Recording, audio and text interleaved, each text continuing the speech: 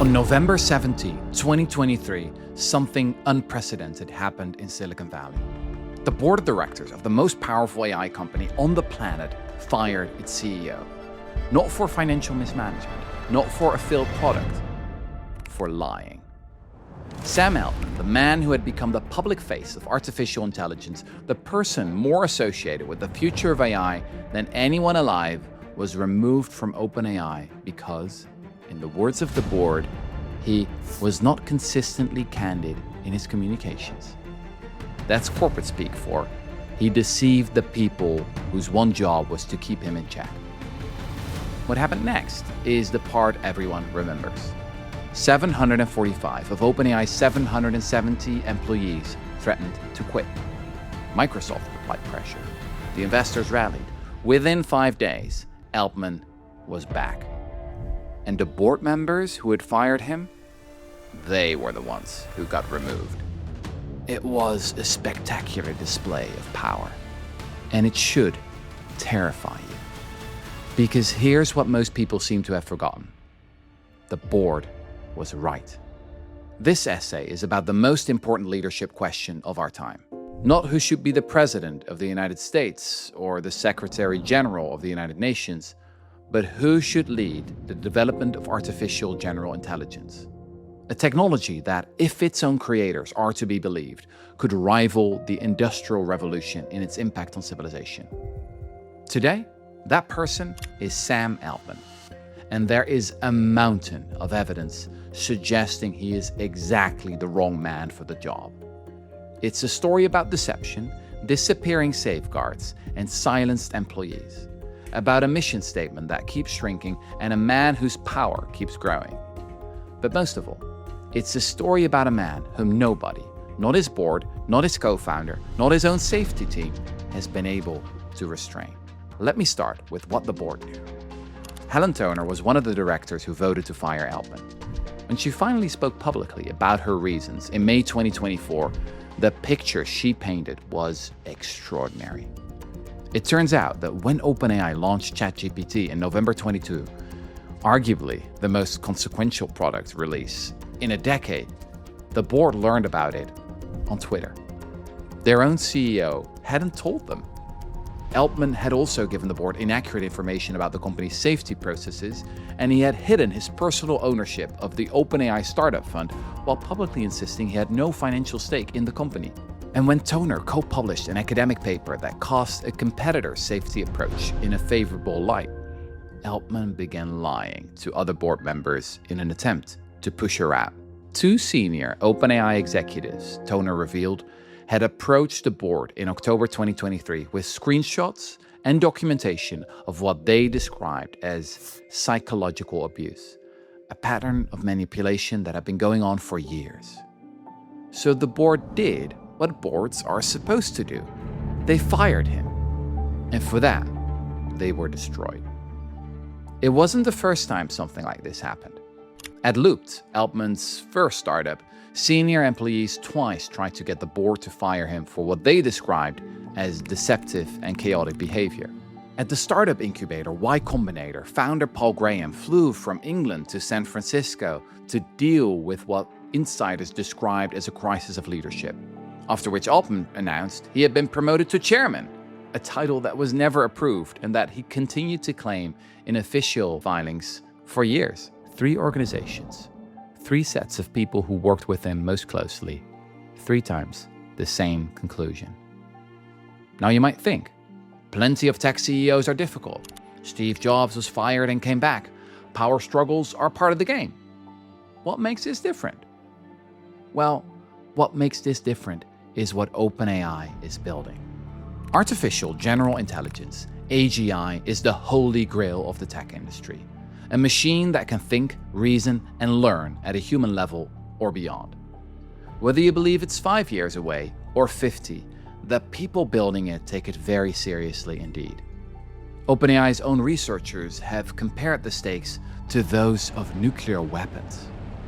Altman himself has called the risks of AGI existential. This is not a social media platform that's bad for teenagers or a search engine that sells too many ads. This is, by the admission of the person in charge, a technology that could upend civilization. And the question: who steers that process? With what values, what safeguards, what temperament, might be the most consequential question of our era. So let's look at what Sam Altman has actually done with that responsibility. In July 2023, OpenAI created its Super Alignment team with great fanfare, a dedicated research group tasked with ensuring that advanced AI systems remain safe and controllable. The company promised to devote 20% of its computing resources to the effort. The team was led by Ilya Sutskever, OpenAI's co-founder and chief scientist, and also Jan Leike, one of the most respected researchers in the field. But less than a year later, both were gone. The team was dissolved. The promised computing resources were never delivered. Leike's parting statement was blunt. OpenAI's safety culture, he wrote, had taken a backseat to shiny products. His team had been sailing against the wind, fighting for computing resources that kept getting redirected to commercial model training. Sutskever departed without a public word, but he had said plenty in private. Before the board crisis, he had compiled a self-destructing 52-page dossier, Slack screenshots, internal communications, dozens of documented examples of toxic behavior, and sent it to board members with disappearing email technology. His opening line? Sam exhibits a consistent pattern of lying, undermining his execs, and pitting his execs against one another. And Leike and Sutskever were not alone. By August 2024, roughly half of OpenAI's safety-focused staff had walked out the door. Mira Murati, the CTO who had been with the company for 6.5 years, resigned in September. Before the board crisis, she had privately told colleagues she did not feel comfortable about Altman leading them to AGI. Miles Brundage, senior advisor for AGI readiness, left in October. One by one, the people who had built OpenAI safety infrastructure voted with their feet. And these weren't disgruntled interns. These were the architects of the thing. Here is where the story takes its darkest turn. Because when researchers and employees tried to raise concerns, they discovered that OpenAI had built a system specifically designed to keep them quiet. Departing employees were required to sign non-disparagement agreements that forbade them from criticizing the company. Not for 1 year, not for 5 years, but for the rest of their lives. If they refused to sign, they would forfeit all their vested equity, which in some cases amounted to millions of dollars. Some of those agreements bore Altman's own signature. When this became public, in May 2024, Altman posted on Twitter that he was genuinely embarrassed and claimed he hadn't known about the provisions. Consider what that means for a moment. The CEO of the most important AI company in the world, a man who presents himself as a thoughtful steward of humanity's future, either knew that his employees were being muzzled through financial coercion, or he hadn't bothered to find out. Neither answer inspires confidence. But in this case, there was only one answer, and it was on paper. Journalists obtained incorporation documents from April 2023, signed by Altman himself, that explicitly authorized those very clawback provisions. He knew, he signed, and then he told the world he hadn't. Daniel Cocotalo, one of the researchers who later signed an open letter warning about AI risks, refused to sign the clause. He stood to forfeit roughly $2 million. And his reason was simple. He had lost confidence that OpenAI would behave responsibly. Todor Markov, another researcher who left the company, described Altman as a person of low integrity who had directly lied to employees. He had come to the conclusion that OpenAI's promises about safety had been used as a smokescreen, something to attract and retain idealistic talent. Meanwhile, the structures that were supposed to keep the company accountable kept disappearing. OpenAI was founded in 2015 as a non-profit with a clear mission: ensure that artificial general intelligence benefits all of humanity. In 2019, it created a for-profit subsidiary, but with a cap on investor returns and with the non-profit retaining full control. Sounded reasonable, but private notes by President Greg Brockman, revealed in court, tell a different story. As early as 2017, he wrote, "Cannot say that we are committed to the non-profit. If 3 months later we're doing B Corp, then it was a lie." And by 2025, even the profit cap was gone. After a $40 billion funding round, the non-profit had been restructured into a foundation holding a minority stake. The original mission, a public good controlled by a public interest board, had been hollowed out piece by piece until all that remained was the language. Or actually, even the language changed. In late 2025, buried in an IRS disclosure, OpenAI quietly edited its mission statement. They removed a crucial word: safely. Where the mission once read that AGI should safely benefit humanity, unconstrained by a need to generate financial return, it now simply said, benefit all of humanity. As if safety were a flourish, a nice to have, a word you could delete when it became inconvenient. This might sound like boring, bureaucratic stuff, but it isn't.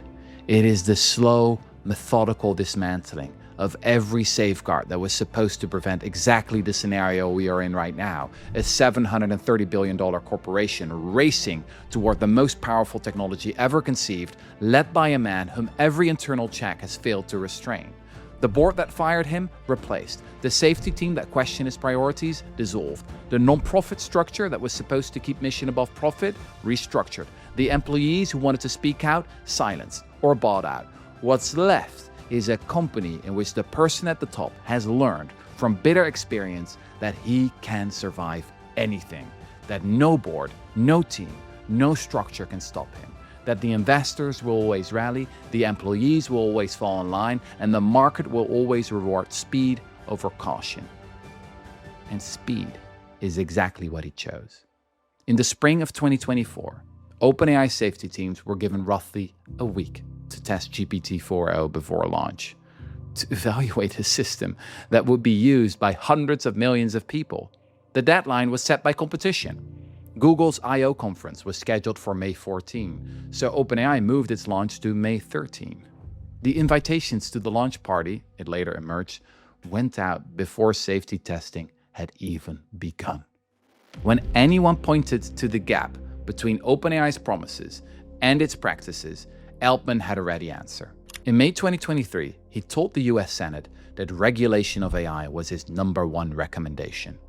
He signed a public letter warning that AI posed an existential risk alongside pandemics and nuclear war. But behind the scenes, OpenAI lobbied to weaken the EU's AI Act and fought California's legislation designed to address the very risks that Altman had warned Congress about.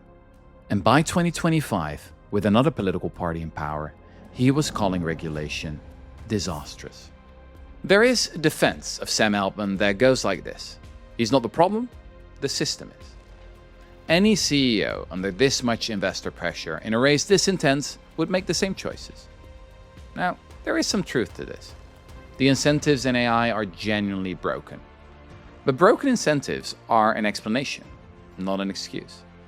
Other leaders in AI, some of whom left OpenAI precisely because of Altman's direction, have shown it is possible to compete while taking safety more seriously. The problem is not just that the incentives made him do it. The problem is that when the incentives pushed, he didn't push back. And when the people around him tried to push back for him, he removed them. Altman once wrote that one of his keys to success is to have almost too much self-belief, to believe in yourself almost to the point of delusion. For a startup founder selling software, that might be an asset. For the person steering humanity toward the most powerful technology ever created, it is precisely the wrong temperament. What this moment demands is someone who lies awake at night wondering whether they might be wrong, not someone who has built a career on the conviction that he never is. The people who knew Sam Altman best, his co-founder, his chief scientist, his CTO, and his board all reached the same conclusion. They saw the deception up close, watched the safeguards crumble, and decided they could no longer be a part of it. Each of them, in their own way, gave the same answer to the same question. Is this the right person to lead us toward the most consequential technology in human history? A man who chooses speed over safety, secrecy over transparency, and power over accountability? Their answer was no. Hell no. Maybe it's time we listened.